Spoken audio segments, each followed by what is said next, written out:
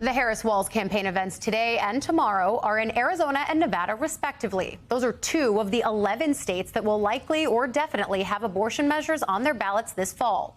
Both states also happen to have marquee Senate contests happening there, as well as essential frontline House races. Any and all of these races could ultimately tilt which party controls either chamber of Congress. On the Senate side, of course, you have Democratic Congressman Ruben Gallego going up against Trump-allied Kari Lake in Arizona. And in Nevada, it's incumbent Democratic Senator Jackie Rosen playing defense for her seat against Republican Sam Brown.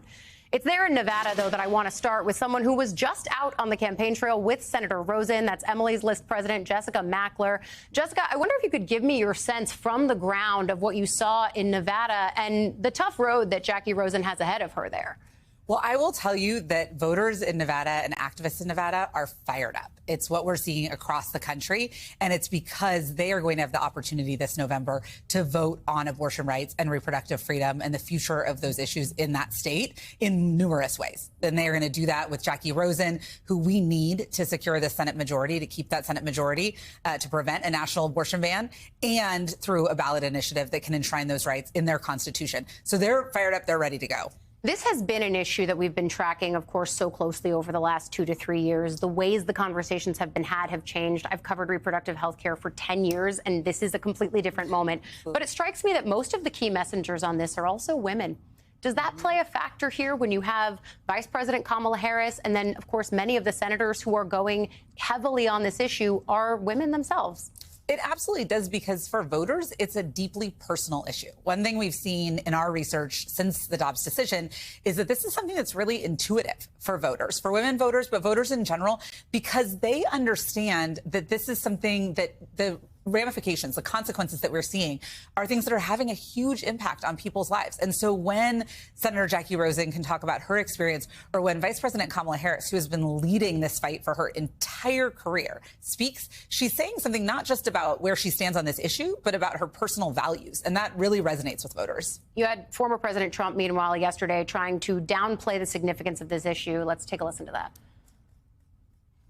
I think the abortion issue has been taken down many notches. I don't think it's a big factor anymore, really. And when people hear what I said in the debate, and I think I said it very well during the debate, we brought it back to the states. Everybody wanted it in the states. The electoral plot points that we have seen on this issue, from Kansas to Ohio to Kentucky, have told a different story here. But what are you hearing as you look at these marquee races from Republicans about the difficulty that they have had messaging on this issue? Well, I think this is just the latest in an attempt to get to high water on, or higher ground on this for Republicans. I understand that the former president would like for this issue to be a non-issue for him, to be a small thing. The fact is that's just not true. Until these rights are restored, this is going to be an incredibly impactful, determinative issue for voters. And I would say to Donald Trump and other Republicans, underestimate voters, women voters in particular, on reproductive freedom at your own peril. I think there has been that sense of underestimating the way women voters will react to this, but then also the salience of this issue on its own. I mean, I remember in 2018, 2020, there were debates about, well, should we go as heavily in on abortion and reproductive rights as we are? When you talk to donors, operatives across the map as you're looking at these races, are they bought in now? They are. I mean, the one thing I will say is that we saw this, particularly in Virginia last election cycle, in the legislative races, where after 2022, where there was some questioning and would this work, in Virginia, everyone was all on board, and that has really carried us through into 2024. Democrats understand that this is an issue that is going to drive voters, particularly women voters, but voters in general, until these rights are restored.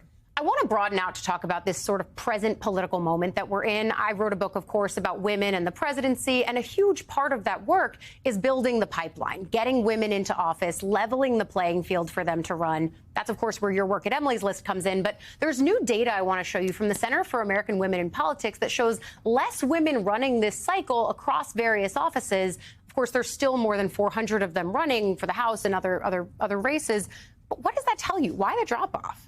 Well, I think what we've seen, having done this work for 40 years at Emily's List, where we've worked to elect Democratic pro-choice women, is that this is work that we have to continually keep up and do. The recruitment, the training.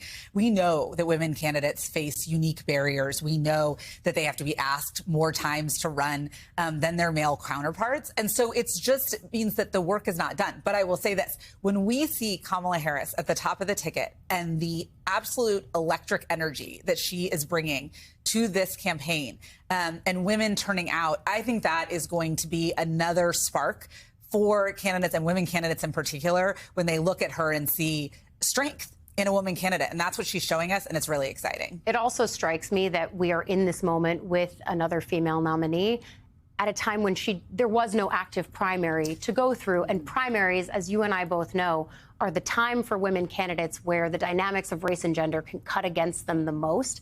I think that's something that's also kind of caught my attention in this larger conversation, too. Jessica Mackler, thank you for joining us, especially after such a late night flight back from Nevada. It was my pleasure.